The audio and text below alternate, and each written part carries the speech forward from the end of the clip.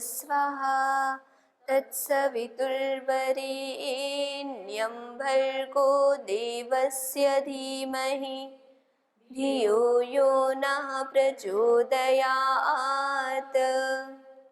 ॐ सहनाववतु सहनौ भुनक्तु सह वीर्यं करवावहै तेजस्विनावधीतमस्तु मा विद्विषावहै। ॐ शांति शांति शांति। ईश्वर प्रणिधान क्या होता है, ये एक प्रश्न आया है। ईश्वर प्रणिधान का अर्थ यदि हम बहुत सरल शब्दों में समझें तो वो ये होता है कि सदैव इस बात का ध्यान रखना, उठते बैठते सोते जागते चलते फिरते कोई भी काम करते हुए सदैव इस बात का ध्यान रखना कि भगवान हमें देख सुन और जान रहे हैं।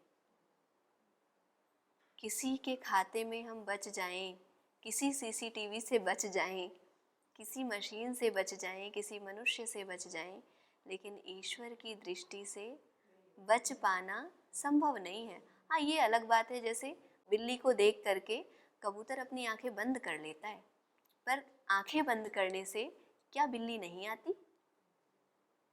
बिल्ली तो आएगी ही आएगी।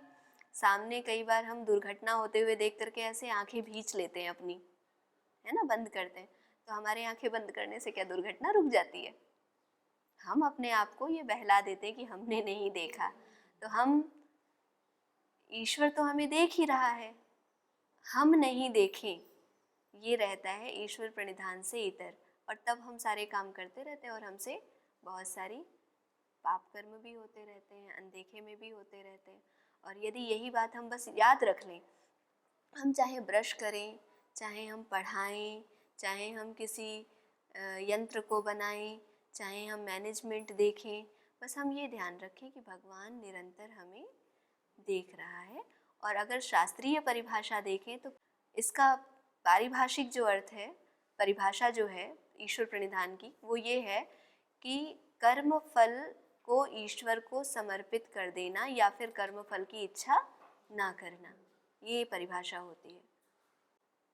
क्या परिभाषा होती है? जो भी हम कर रहे हैं उसको निष्काम भाव से करें, और या फिर अगर हम निष्काम भाव से नहीं कर पा रहे हैं, जैसे उस दिन आपने प्रश्न किया था कि बिना फल सोचे कोई कैसे कर्म कर सकता है, नहीं कर पा रहे हैं, तो कम से कम उसके फल को भगवान को अर्पित कर दें कि भाई जो जो मैंने किया है, यत यत कर्म करोमि तत् तद अखिलम शंभो तवाराधनम, कि मैं जो जो करता हूँ, जो भी सुबह से उठ करके यदि मैं अपने शरीर को भी स्वच्छ कर रहा हूँ तो वो इसलिए कर रहा हूँ कि शरीर स्वच्छ रहेगा तो स्वस्थ रहेगा, स्वस्थ रहेगा तो तुम्हारी यश, तुम्हारी कीर्ति को, तुम्हारे यश को मैं जगत में फैला पाऊँगा। जैसे अपने यहाँ एक मंत्र आता है ना, बार बार जो हम बोलते हैं, जिनसे पंचघृताहुति देते हैं, वो कौन सा मंत्र है?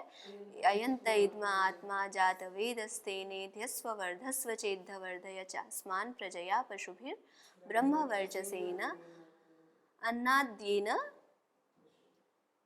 क्या है? समेधय स्वाहा, अन्न अन्नाद्येन, अन्नाद्येन समेधय स्वाहा।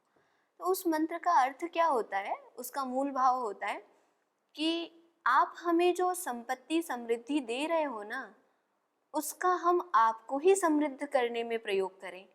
माने मैं अपने सामर्थ्य का प्रयोग इस प्रकार करूं, इतना आपका यश गाऊं, इतनी आपकी कीर्ति फैलाऊं कि लोग जो हैं वो आपकी ओर खिंचे हुए चले हैं। अब ऐसा नहीं है, ईश्वर का यश कोई मनुष्य नहीं फैला सकता, पर उसके पीछे छुपी हुई भावना है कि हम निरंतर आपके यश को गाएं। आप जो हमें दे रहे हो ना, सुख समृद्धि साधन दे रहे हो, उनसे यजन करके मैं आपको ही बढ़ाऊं। माने मेरा जो कर्म हो वो आपकी आराधना ही बनता चला जाए, ऐसा उसका भाव रहता है। तो हम देखते हैं कि ईश्वर प्रणिधान पूर्वक भी हम वही कर्म करेंगे, जैसा कि मैंने रैदास की बात बताई थी कि रैदास मोची जैसा काम करते हुए, कितना छोटा काम है जूते गांठना, लोग उसका सम्मान भी नहीं करते। यदि कोई व्यक्ति जूते काटता है तो कौन उसका सम्मान करता है। ऐसे ही कबीरदास जी को देखें तो उन्होंने जुलाहे का काम किया, और ऐसे ही हम अनेक साधिकाओं को देख सकते हैं जिन्होंने अपने जीवन में गृहस्थ में ही रह करके और सुख को प्राप्त कर लिया। उन्होंने गृहस्थ को ही ईश्वर प्रणिधान से पूरा आप्लावित करके उसको वैसे ही जी लिया कि अच्छा मैं भोजन भी पका रही हूँ तो भगवान के भोग के लिए, भगवान की सृष्टि में अपने कर्तव्य को कर्तव्य भाव से करने के लिए। तो सुबह से लेकर के शाम तक के कार्यों को जो कि बहुत सामान्य दिखते हैं, उन सामान्य कर्मों को करते हुए भी उनके पीछे की भावना यदि हम बदल दें, यदि हम ईश्वर प्रणिधान को लेकर के आ जाएं, तो योग दर्शन में योग के 8 अंग को पाल करके जो फल मिलता है समाधि का, ईश्वर प्राप्ति का, आध्यात्मिक आनंद का, वही फल मात्र एक चीज से मिलता है, ईश्वर प्रणिधानाद्वा। मात्र व्यक्ति यदि ईश्वर प्रणिधान कर ले तो वो उस फल को प्राप्त कर सकता है। अच्छा बताइए, ये बहुत कठिन रास्ता है। कोई कहेगा योग का मार्ग कठिन है, यम नियम आसन प्राणायाम प्रत्याहार धारणा ध्यान फिर समाधि मिलती है, तो इसको बहुत कठिन मानते हैं ना भाई, ये तो बहुत कठिन पथ है, मुझसे तो घर नहीं छोड़ा जाएगा, मुझसे मेरे सगे संबंधी नहीं छोड़े जाएंगे, मुझसे ये जीवन और जगत के आकर्षण भी नहीं छोड़े जाएंगे। तो मत छोड़ो ना, उनको ना छोड़ते हुए बस भगवान को अर्पित कर दो। भगवान के प्रति उसी भाव से जियो कि मैं जो भी कर रही हूँ या कर रहा हूँ वो भगवान के लिए कर रहा हूँ। उसका परिणाम बहुत अंश तक बढ़ जाता है। इसको आप सामान्य सामाजिक व्यवस्था में भी देख सकते हैं कि ऐसा होता है जब हमारी भावना बदलती है तो भावना के बदलने से कर्म का परिणाम बदल जाता है। जैसे बहुत स्थूल उदाहरण, मारता सीमा पर बैठा सिपाही भी है, वो भी हत्या ही है, और मारता एक ऐसा व्यक्ति भी है जो बदला लेने के लिए कर रहा है वो काम। लेकिन परिणाम में क्या अंतर है? एक सिपाही जब किसी आतंकवादी को मारता है तो उसे परमवीर चक्र, ये इनाम वो इनाम मिलता है, और एक व्यक्ति जो बदला लेने की भावना से किसी का गला रेत की हत्या कर देता है उसको फांसी मिलती है। तो हम सारे कर्म कर रहे हैं, एक ही कर्म के दो परिणाम होते हैं भावना के अलग हो जाने से। चाणक्य जी ने भी एक श्लोक कहा है ना, न काष्ठे विद्यते देवो न पाषाणे न मृण्मये भावे ही विद्यते देवो तस्माद् भावो ही कारणम। और कर्म फल को प्राप्त करने में कर्म उतना प्रधान नहीं होता जितने कर्म के पीछे की भावना प्रधान होती है। ये बात आप लोग समझ रहे हैं? बहुत महत्वपूर्ण बात है ये जीवन की। तो हमें ना तो कुछ छोड़ना पड़ेगा और सब कुछ मिल भी जाएगा। कितना सरल रास्ता है, ईश्वर प्रणिधान करो और सब कुछ पाओ। तभी तो कहते हैं कलियुग केवल नाम आधारा। इसका मतलब कुछ और नहीं है, ऐसा नहीं है कि बस नाम नाम नाम जपो और फिर सबकी हानि करके आ जाओ। उसका परिणाम बदल जाता है। जैसे रावण कहता है ना मंदोदरी से, कि जब मंदोदरी सलाह देती है कि चलो ठीक है तुम गलत ही कर रहे हो, चलो तुम्हारी इच्छा पूरी करनी है तो क्यों ना सीता के पास तुम राम का वेश धर के जाओ, तो सीता तुम्हें अपना लेगी, तुम्हारा प्रस्ताव स्वीकार कर लेगी। तो रावण क्या कहते हैं कि जब मैं राम का वेश धारण करता हूँ तो मैं अपना ये रावण वाला कार्य कर ही नहीं पाता हूँ। तो जब कोई अहरनिश सच्चे मन से भगवान के नाम का जप करता है तो वो गलत कार्यों को कर ही नहीं पाएगा, वो तो उसका परिणाम है। इसीलिए कलियुग केवल नाम आधारा जो बोला है वो ये कहा है कि अब इसमें ना तो तुम यम पाल पाओगे, ना नियम, ना आसन, ना प्राणायाम, ये सब तुम्हारे लिए बहुत कठिन होंगे। ये तुम्हारे लिए साधना जो है ना बहुत कठिन होगी। तो कम से कम बस भगवान का नाम जपते रहो, जो काम करो भगवान आपके लिए, खाओ तो भगवान आपके लिए, स्नान करो तो भगवान ये तो मैं आपका अभिषेक कर रही हूँ क्योंकि ये शरीर तो आपने ही दिया है, मेरा तो इसमें क्या है। जैसे मैं शिवलिंग का अभिषेक करती हूँ वैसे ही शरीर का अभिषेक कर रही हूँ, आपका ही उपहार मान करके, है ना। मैं भोजन कर रही हूँ तो समझो आपको ही भोग लगा रही हूँ। जैसे मैं आपको सात्विक चीजों का भोग लगाऊंगी तो आपके दिए हुए शरीर को मैं क्या असात्विक चीजों का भोग लगा दूंगी? क्या मैं तामसिक चीजों का भोग लगाऊंगी? क्या मैं राजसिक चीजों का भोग लगाऊंगी? नहीं लगाऊंगी ना। ऐसे ही भगवान के रूप को मान करके जब मैं सामने वाले से व्यवहार करूंगी तो क्या मैं ईर्ष्या, द्वेष, राग, क्रोध ये सब कर पाऊंगी? और करूंगी भी तो क्या उसका चिंतन मेरे मन में नहीं चलेगा कि क्या मैं भगवान को ऐसे उल्टी सीधी बातें कह सकती हूँ? नहीं कह सकती। तो इस प्रकार से जो ये बातें कही गई हैं ये सच में समय को देखते हुए कही गई हैं। आज की आवश्यकता है कि मनुष्य पहले तो छोड़ सकता नहीं अपने कर्मों को, लेकिन वो सारे कर्मों को करते हुए एक कर्म को और बना ले। वो कर्म क्या है? भगवान के नाम का सुमिरन। और इसके साथ साथ दूसरा क्या आ जाता है? भगवान के नाते सेवा। हम पढ़ा रहे हैं तो भगवान अब तुम ही जानो, मैंने तो मेरी मेहनत करके पढ़ा दिया, है ना। हम अपने घर में सास ससुर की सेवा करें, बच्चों की सेवा करें, तो क्या मान करके? ये सब कोई मेरे बनाए हुए थोड़ी ना है। आपकी शक्ति के बिना ये संभव है कि कोई व्यक्ति जीवित रह सके? लेकिन ये सब आपके ही प्रतिरूप हैं, मैं इनकी सेवा कर रही हूँ।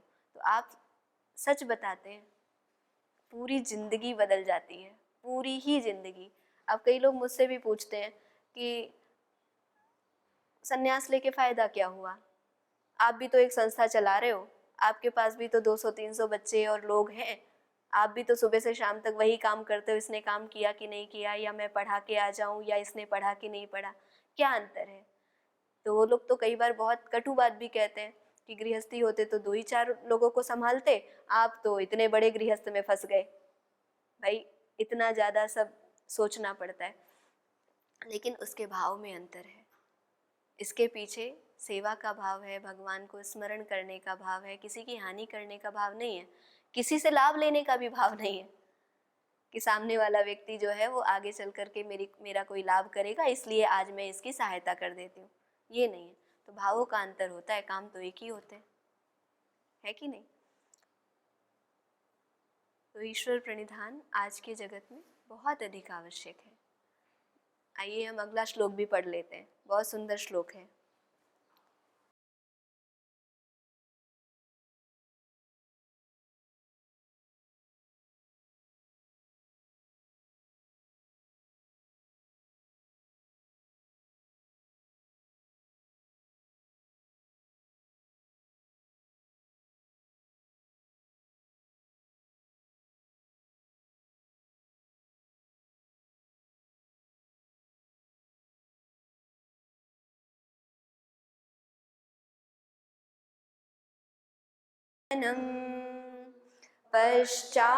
पश्चात्तापयुतो जरा परिगतः शोकाग्निना दह्यते।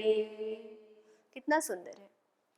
कह रहे हैं ये जो धन है ना, ये तो आता जाता रहता है, पैर की धूल के समान है। जैसे हम धूल में चलते हैं तो क्या धूल चिपक जाती है? रेत में जब चलते हैं तो जहाँ रेत में गए वहाँ थोड़ी सी वो धस गई और अगला पैर रखा तो वो जो धूल थी वो छूट जाती है। तो अर्थ किसके समान है? ये जो धन है, ये सुख समृद्धि किसके समान है? पाद रजोपमा, यानी पैर में लगी हुई धूल के समान है। और फिर कहते हैं यौवन किसके समान है? यौवन पहाड़ी नदी के वेग के समान है। देखो, सामान्य नदी के वेग के समान नहीं कहा, क्योंकि जब मैदान में समतल में नदी पहुंचती है तो वो गंभीर हो जाती है, शांत हो जाती है। और पहाड़ पे जब हम नदी को देखते हैं तो ढलान आने से वो बहुत वेगवती हो जाती है, तो बहुत वेग से आगे जाती है। जो पहाड़ी नदी का जल है बहुत वेग से आगे जाता है, और सामान्य समतल में जो नदी है उसका उतने वेग से आगे नहीं जाता है। तो कहने का मतलब है यौवन बहुत वेग से निकलता है, धीरे धीरे नहीं निकलता। कब आता है कब जाता है और पता भी नहीं चलता। तो यौवनम पहाड़ी नदी के वेग के समान है, यौवन पहाड़ी नदी के वेग के समान है। और आयुष्य, जो हमारी वय है, हम 5 साल के हैं या कोई 10 साल 50 साल जो हम गिनते हैं, आयुष्य जो है वो किसके समान है? जल लोल बिंदु चपलम, कि जैसे चंचल बिंदु होता है ना जल का। जीवन आयु पानी के प्रवाह के समान है। प्रवाह होता है ना, जल लोल बिंदु चपलम, जल के समान, प्रवाह के समान तो यौवन है कि वो प्रवाह बहुत तेज होता है, और उसमें जो जल है, जो चंचलता से बह रहा हुआ जल है, उसके समान ये आयु है। आयु पानी में प्रवाह के समान है। और जीवन, जीवनम फेनोपमम, पानी में उठ रहे झाग के समान जीवन है। मनुष्य क्या है? बुलबुला पानी का, कि जो आज आता है वह फिर फूट जाता है। ऐसा बताया ना, कवि भी लिखते हैं कि जीवन किसके समान है, कि वो पानी में उठ रहे बुलबुले के समान है, कि आया और चला गया। अच्छा, सच में अगर हम थोड़ा वैज्ञानिक दृष्टि से देखें, हमारे लिए चींटी का जीवन कैसा है? बहुत क्षणिक है कि नहीं हमारी अपेक्षा से? हमारे लिए मच्छर का जीवन कितना है? बहुत क्षणिक है। तो ईश्वर की दृष्टि से हमारा जीवन कितना है, या सृष्टि की आयु की दृष्टि से हमारा जीवन कितना है? सृष्टि की आयु है 1,96,8,53,125 वर्ष। ये चल रहा है 125वां वर्ष। और इस दृष्टि से हम अगर 100 भी जी जाएं, 200 भी साल जी जाएं, 400 साल भी जी जाएं महाभारत के जैसे, तो भी उसकी अपेक्षा से यदि देखें तो कितना है? बहुत क्षणिक है ना। कहाँ अरबों वर्षों की सृष्टि और कहाँ हमारा ये छोटा सा जीवन। तो उसके समान तो हम चींटी के जैसे हो गए ना। जैसे हमारे सामने एक छोटा सा जीव चींटी या मच्छर है जो एक दिन जीता है, तो हम कहते हैं ना इसका जीवन तो एक दिन है, इसका क्या करना है ना। तो हमारा भी जीवन वास्तव में बुलबुले के समान है, जो उठता है और फूट जाता है। फिर कहते हैं धर्मम यो न करोति निंदित मति। ऐसा व्यक्ति जो धर्म नहीं करता है वो कैसा है? उसकी बुद्धि भी निंदित ही है एक तरीके से। उसकी बुद्धि, कोई बुद्धिमान होते हुए भी वो व्यक्ति कोई प्रशंसा का पात्र नहीं हो सकता, वो निंदा का ही पात्र बनेगा। मान लीजिए कोई बहुत बुद्धिमान है, बहुत अधिक बुद्धिमान है, लेकिन वो धार्मिक कार्य नहीं करता। उदाहरण बहुत सरलता से मिलेंगे। आतंकवादी बहुत बुद्धिमान होते हैं, तभी तो बनी बनाई व्यवस्था को ध्वस्त कर देते हैं। बुद्धि ना हो तो बनी बनाई व्यवस्था को ध्वस्त नहीं कर सकते। नियमों को तोड़ने वाले नियमों को बनाने वालों से ज्यादा बुद्धिमान होते हैं, तभी तो नियमों को तोड़ देते हैं। तो नियमों को तोड़ तो देते हैं, लेकिन बुद्धिमान होते हुए भी उनके मति की प्रशंसा कभी भी नहीं की जा सकती। वो हमेशा निंदित मति रहेंगे। तीव्र मति होते हुए भी कैसे रहेंगे? निंदित मति। क्यों? धर्मम न कुर्वन्ति, धर्मम यो न करोति। जो धर्म नहीं करता है वो हमेशा निंदित ही रहता है। कहते हैं ऐसा जानते हुए भी, कैसा जानते हुए? कि जो धन है वो पैरों में धूल के समान है, जो यौवन है वो पहाड़ी नदी के वेग के समान है, आयु पानी के प्रवाह के समान है, जीवन उस पानी में उठ रहे बुलबुलों के समान है, जो उठता है और कभी भी खत्म हो जाएगा, उसका कोई निश्चित ही नहीं है। तो इस सब चीज को जानते हुए भी, इन सब को जानते हुए भी वो निंदित मति है, जो स्वर्ग की अर्गला को नहीं खोलता। अर्गला कहते हैं कुंडी को, जो हम कुंडी लगा देते हैं ना, उसको अर्गला कहते हैं। तो स्वर्ग के दरवाजों की जो कुंडी है उसको नहीं खोलता, ऐसा व्यक्ति मूर्ख ही तो है। और वो कैसा होता है? पश्चात्तापयुतो जरा परिगतः। कह रहे हैं वो पीछे बुढ़ापे में शोक रूपी अग्नि में जलता है और पश्चाताप करता हुआ जलता है। शोकाग्निना दह्यते, वो शोक रूपी अग्नि में जलता है। और कैसे जलता है? पश्चाताप करते हुए, कि सब कुछ तो था, मैंने किसी का प्रयोग ही नहीं किया। कितना अच्छा होता यदि मैं सब कुछ जानते हुए सही सही उस आयु का, जीवन का, यौवन का प्रयोग कर लेता। सही है ना। तो इस प्रकार भर्तृहरि जी बहुत सुंदरता से बताते हैं। मैं उनके ही शब्दों में यदि बोलूं तो हम जब तक अपने आप को सजगता में नहीं रखते हैं, अंधे बन करके चल रहे होते हैं, तब तक ठोकर लगना तो बहुत स्वाभाविक है ना। क्यों ना हम आंखें खोल करके चलें, क्यों ना हम समझ करके चलें कि जब सब कुछ छूटने वाला ही है तो मुझे छोड़ना क्यों पड़े, मैं छोड़ ही दूँ ना पहले। भाई सबको पता होता है कि मैं मरूंगा तो कुछ हाथ में लेके नहीं जाऊंगा, ठीक है। तो अगर वो पहले ही दान कर दे तो पुण्य ना बढ़ जाए उसका। जब उसको पता ही है कि मैं साथ लेके नहीं जाऊंगा तो दान कर दो। जब उसको पता ही है कि मैं कर्म यदि ईश्वर के प्रणिधान सहित करूंगा तो मुझे आध्यात्मिक उन्नति का फल मिलेगा, तो क्यों ना वो कर ले। लेकिन व्यक्ति नहीं करता, इसलिए पश्चाताप को अनुभव करता हुआ शोक की अग्नि में जलता है। अंत समय में ना अधिकतर लोग रोते हुए जाते हैं। अधिकतर लोग शरीर को जबरदस्ती छूटता है, छोड़ते नहीं हैं। बहुत रेयर लोग होते हैं जो इस शरीर को छोड़ते हैं। जैसे महर्षि दयानंद हो गए, महर्षि अरविंद हो गए, महर्षि रमण हो गए, मीराबाई हो गई। ये लोगों ने शरीर को छोड़ा है, इनका शरीर छूटा नहीं है। तभी कहा जाता है कि ये तो सशरीर ईश्वर को प्राप्त हुए। कहने का मतलब है इनका तो अपने शरीर पे भी ऐसा अधिकार था कि इन्होंने उस शरीर के जो प्रयोजन है उसको भी पूरा कर दिया। तो इस प्रकार से ये श्लोक हमसे कहता है। इसके बाद में भर्तृहरि जी ने अगला श्लोक भी कहा है, चांडालः किमयं द्विजातिरथवा शूद्रोऽथ किं तापसा किं वा तत्त्वविवेकपेशलमतिर्योगीश्वरः कोऽपि किम् इत्युत्पन्न विकल्पजल्पमुखरैः सम्भाष्यमाणा जनैर् न क्रुद्धाः पथि नैव तुष्टमनसो यान्ति स्वयं योगिनः। कि जो योगी लोग होते हैं ना, वो किस प्रकार से अपने मार्ग पर अबाध रूप से चलते रहते हैं, ये बताया गया है। जब भी कोई मार्ग पे चलेगा तो उसे राजमार्ग मिल जाएगा, ऐसा नहीं होता। जब कोई मार्ग पे चलता है तो मार्ग में दूसरे लोग भी तो चल रहे होते हैं, तो कुछ ना कुछ उनके कटाक्ष भी होते हैं, कुछ उनका अपना मत होता है, कुछ लोग सामने से आके टकरा जाएंगे, कुछ अच्छे होंगे, कुछ बुरे होंगे, हर प्रकार के लोग मिलेंगे ना। तो योगी का मार्ग बाधा रहित होता है ऐसा नहीं है, लेकिन वो अपने मार्ग को किस प्रकार बाधा रहित कर लेता है वो बता रहे हैं कि जो योगी होता है ना, वह व्यवहार करते समय और आंतरिक व्यवहार करते समय, आंतरिक भावनाएं लाते समय, जैसे होता क्या है कि यदि हम किसी सफाई कर्मचारी को देखें ना, तो हमारे मन में उतना सम्मान का भाव नहीं आता जितना किसी विद्वान को देख के आ जाता है। परंतु योगी क्या है, वो आध्यात्मिक दृष्टि से एक समान भाव किस प्रकार रखता है वो भर्तृहरि जी बता रहे हैं कि ये चांडाल है अथवा ब्राह्मण है, शूद्र है या कोई तपस्वी है। शूद्र है मतलब मात्र सेवा करने वाला है, या फिर ये कोई साधना करने वाला है, ये कोई चतुर बुद्धिमान तत्ववेत्ता है या कोई योगीश्वर है अथवा कोई धूर्त है।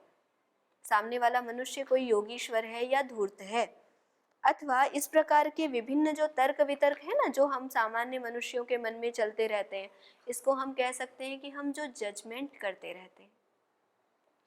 हम बहुत जजमेंट करते हैं। हमने एक बार बच्चे को देखा, 2 बार देखा, 3 बार देखा कि वो कहीं से चोरी कर रहा है, इसका तो ये तो बहुत चोर है। जजमेंटल हो गए ना, हमने जजमेंट दे दिया कि ये बिल्कुल चोर है। या किसी बच्चे ने हमारे साथ अच्छा व्यवहार नहीं किया, इसका तो स्वभाव ही खराब है, इस व्यक्ति का तो कुछ हो ही नहीं सकता, तो हम जजमेंटल होते हैं। ये कह रहे हैं कि इस प्रकार विभिन्न प्रकार के तर्क वितर्क करने वाले व्यक्तियों पर योगी लोग ना तो क्रोध करते हैं ना तो हर्षित होते हैं, लेकिन दोनों ही ना होते हुए क्या करते हैं, अपने आध्यात्म मार्ग पर चलते हैं। जो हम कहते हैं ना, भगवान के नाते सेवा करते रहते हैं। जिसको जैसा आचरण उचित है उसके साथ वैसा आचरण करते हुए, परंतु आंतरिक भाव नहीं बदलते। बाह्य भाव तो देखिए बदलते हैं कि भाई सफाई कर्मचारी को ऑफिस में तो नहीं बिठा सकते ना कि आप फाइल्स का काम करो, लेकिन हम उतना ही आंतरिक शुद्ध भाव उस व्यक्ति के प्रति रख सकते हैं जितना एक बड़े विद्वान के प्रति। उसके प्रति ईर्ष्या नहीं रखें, उससे उसके प्रति द्वेष नहीं रखें, उसके प्रति कोई हीन भावना ना रखें। तो ये जो आंतरिक भावना है ना, ये एक समान हो सकती है। बाहर के व्यवहार में हम एक समान नहीं हो सकते। बाहर के व्यवहार में एक समान होना ये न्याय है या अन्याय है? सच सच बताइए, पहली बार में तो यही निकलता है कि नहीं, एक समान होना न्याय है, सबके साथ समान व्यवहार होना चाहिए, यही मानते हो ना? तो आप बताइए कि सबके साथ समान व्यवहार होना चाहिए, तो क्या मैं एक कर्मचारी जो कि फूलों को पानी दे रहा है, खरपतवार निकाल रहा है, उसको मैं यहाँ कक्षा में ला करके गणित विज्ञान विषय पढ़ाने को दे दूँ, संस्कृत पढ़ाने को दे दूँ?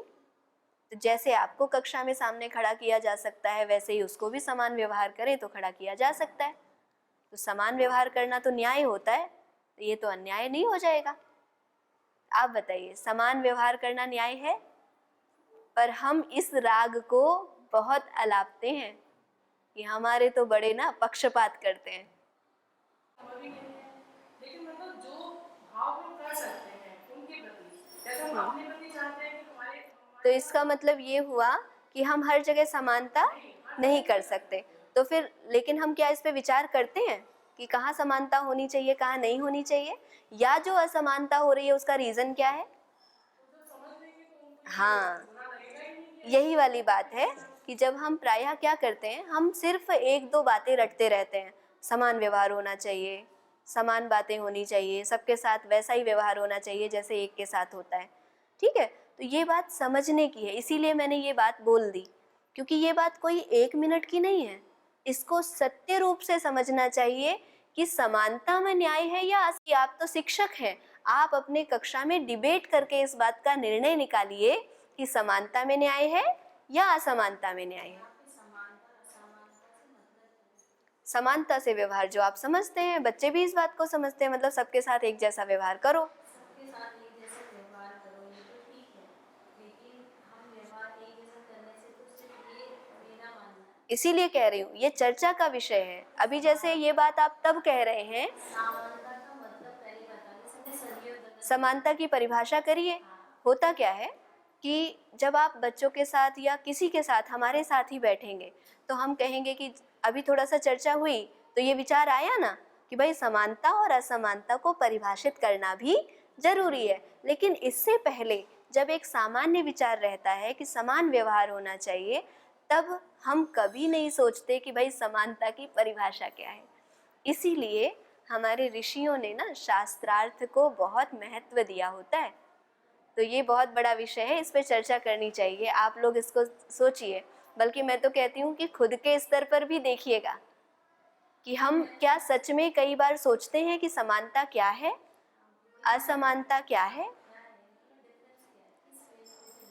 आप सोचिए, सोच करके बताइए, फिर चर्चा करते हैं। क्योंकि सब मैं बताऊंगी तो आप मानेंगे, पर मैं नहीं चाहती कि आप माने, आप जाने जीने की गारंटी के आधार पे। जीने की ही गारंटी होती है। ज्ञान अगर जीने की गारंटी नहीं है तो वो विध्वंसक होता है, वो उल्टा और ज़्यादा भारी बन जाता है। ज्ञान पता है उस रुई के समान है जिसको पानी में ले मतलब ना डुबाओ तो बहुत हल्का है, और जिसको पानी के साथ डुबा दो तो रुई बहुत भारी हो जाएगी, है ना। ऐसे ही ज्ञान यदि जीवन में हमने आचरण में ला लिया तो वो बहुत हल्का कर देता है। जैसे अभी हमारे वरखेड़ी सर भी कह रहे थे ना, आए थे जब, कि भैया हल्के होकर के ऊपर जाना, जो व्यक्ति हल्का होता है वो उन्नत होता है ना। और जो व्यक्ति भारी होता है उसकी उन्नति नहीं हो पाती। वो एक उपमा थी, उन्होंने एक मतलब उदाहरण दिया था। तो ऐसे ही ज्ञान को यदि जीने के लिए नहीं, सिर्फ अपनी बुद्धि को बढ़ाने के लिए, वाक कौशल को दिखाने के लिए मात्र इसलिए प्रयोग किया, तो ज्ञान ही हमें डुबो देगा। वो रुई जो है ना, अगर पानी में डूब गई तो वो उस व्यक्ति को ही डुबो देगी, जबकि वो रुई जो है बहुत हल्की थी, उसको ले चल करके हम अगर रजाई बना लेते तो शीत से हमको बचा देती। लेकिन अगर वही हमें पानी से भर जाए और भारी हो जाए तो हमें डुबा देगी। तो कुछ परिभाषाएं हमें सिर्फ सुननी नहीं चाहिए, उसको स्वयं भी सोचना चाहिए। क्योंकि जब हम सोचते हैं ना तो आधा काम हम कर चुके होते हैं, आचरण में लाने के लिए हम आधा काम कर चुके होते हैं। जैसे जब कोई बच्चा किसी प्रश्न का उत्तर ढूंढता है तब वो बहुत दिनों तक याद रखता है, और जब कोई शिक्षक उसे उत्तर बताता है तो वो सुन करके जल्दी भूल जाता है। तो ये जीवन भी ऐसा ही है। जीवन के जितने प्रश्नों का उत्तर हम स्वयं ढूंढते हैं वो हमारे जीवन में आते जाते हैं, और सिर्फ पढ़ते लिखते हैं तो वो बौद्धिक सामर्थ्य का विकास होता है, जीने की सामर्थ्य का विकास हो जाए ये कोई आवश्यक नहीं। तो इस प्रकार से हमने देखा कि न क्रुद्धाः पथि नैव तुष्ट मनसो यान्ति स्वयं योगिना। जो योगी लोग होते हैं ना, वो ऐसी बातों पे क्रोध नहीं करते कि क्या ये बेकार की बात लेके बैठ गए, ये तो चांडाल है, ये अच्छा है, ये बुरा है, ये तो शूद्र है, या ये पंडित है। ऐसे विषयों पे योगी लोग विचार विमर्श नहीं करते, अपितु वो शांत मन से अपने मार्ग पर निरंतर आगे बढ़ते रहते हैं। ओम शांति शांति शांति।